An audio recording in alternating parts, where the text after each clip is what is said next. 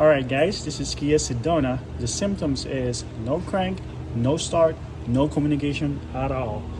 So I saw this stuff and I'm like, okay, that's a good sign.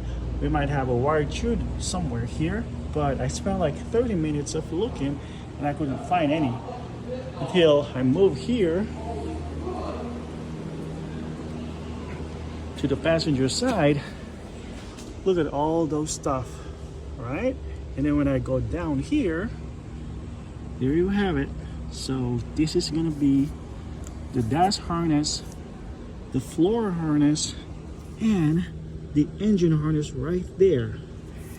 It's gonna cost a lot of money to fix this thing. Thank you.